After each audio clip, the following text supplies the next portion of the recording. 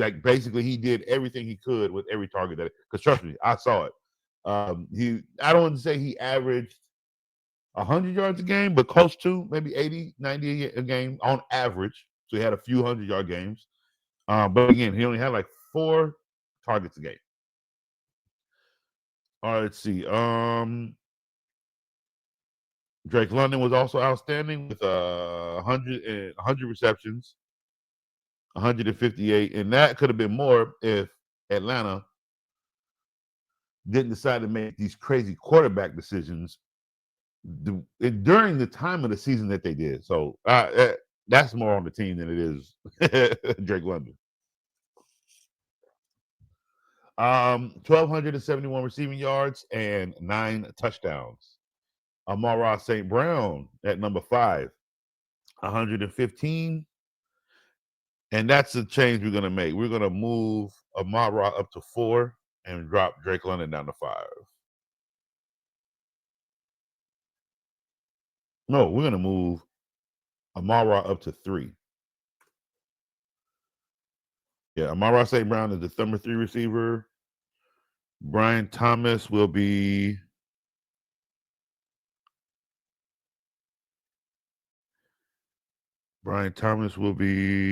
number 4. And Drake London will be number 5.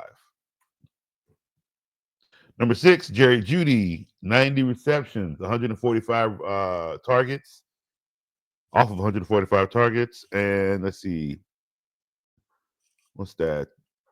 1,229 receiving yards, but only 4 touchdowns. And that's where it pretty much drops from there. The touchdown value for a lot of these receivers, and again, CeeDee Lamb had to deal with the quarterback situation, so he only had 6. But Malik Neighbors, for a rookie, did really good. 109 receptions off of 170 targets, 1,204, and that's with the quarterback situation that they were dealing with. So that's 1,204 receptions for 7 touchdowns. That's why he only had 7 touchdowns. Granted, that team sucked. But Malik Neighbors did have a stellar year as a rookie. And I'm one who actually did not have him on my radar. So Coach did miss out on Malik Neighbors. But I had Brian Thomas. I didn't miss out too much. CeeDee Lamb, 101 receptions off of 152 targets. 1,194 receiving yards, only 6 touchdowns.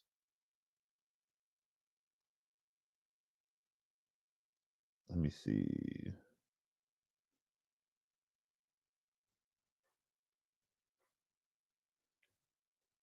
Did I mess up my numbers? At number 9. Yeah, number 9, we have Lab McConkey. Let's see, 82 receptions off of 112 receiving yards, but he was able to get 1,149 yards off of that, which is actually pretty good. For 7, but he was fed from not. It's like he was fed as the main target, but they barely threw the ball because they did run the ball pretty efficiently, I guess you could say, for what the Chargers normally don't do with running the football. Jackson Smith, 100 receiving yards off of 137 targets, 1,130 receiving yards, 100 receptions, off of 137 targets, with 1,130 receiving yards for only 6 touchdowns. Where are you, number 9?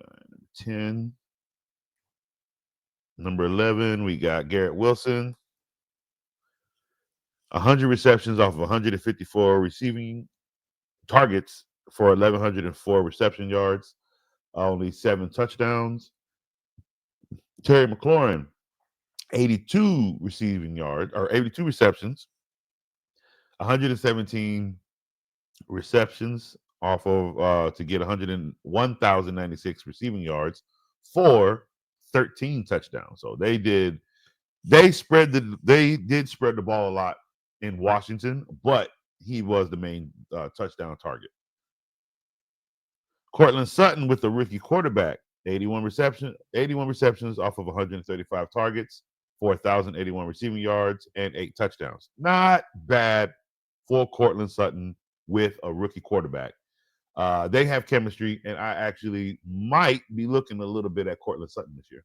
Yeah, who would have thought coach would say some crap like that? A.J. Brown, 67. Here, okay, so these numbers are low, but listen though. These numbers might be low, but just listen to the closeness of perfection. Okay. He had 67. This is a championship team. He had 67 receptions. That's low. He had 97 targets. That's low. However, he had 1,079 yards. What does that mean?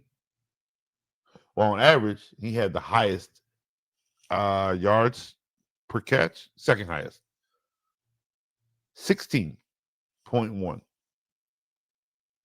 So every time he catches the ball, on average, he's catching 16 yards. This is why his target and reception value is low. Mind you, Jalen Hurts' numbers were low. I think he barely threw 2,000, 2,900, something. It was low, right? However, they ran the ball. Saquon Barkley had 2,000 rushing yards. So what 67 and 97 means is that is how close this man was to perfection. Of no matter when he got the ball, he did something with the ball. That's very, very important. Mind, this is a championship team. It's not that the numbers are low like they didn't do anything. It's where the numbers went.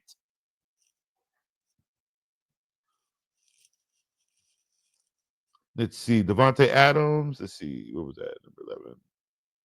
Who was this? Terry McLaurin was 12. Cortland Sutton was 13. A.J. Brown, 14. Devontae Adams at number 15 with 85 receptions, 141 targets. So he was fed. But he was fed. 1,063 yards on 8 touchdowns. His value is still good. So I think Devontae Adams, even though he is 15th this year, Devontae Adams should be in the top 10 at the end of next year playing with the Rams. Number 16, Zay Flowers. I'm very disappointed in this kid. 74 receptions off of 116 targets for 1,059 yards and 4 touchdowns. That's why I'm a little disappointed. I'm not sure what the Ravens are getting out of Zay Flowers. You know what I mean? Absolutely. He absolutely did. He made the most of that's the point. And it was one other receiver that had the same similar look. Like I think it was Lab McConkey. It's what they did with the opportunities of the football. Like he's not sitting here with 185 targets and catching 125. I get it. It was low, 97 targets. But he caught 67 of those. Like, think about that. It could have been 20. He could have been 97, only caught 27. Meaning he had a lot of misses. He didn't have that many drops. I think that's the part people that throughout the course of the season, if you look at it as a whole, he had that many drops. Let's do the math. You know, coach. Let's go do the math. Where you at? Let's go do the math. You got a calculator? You got a calculator? Where you at? 67 right about 97. 70%. 70%. Because Jamar Chase was 71% with 175 to 127. So he has caught 70%. I don't think people understand how substantial that is.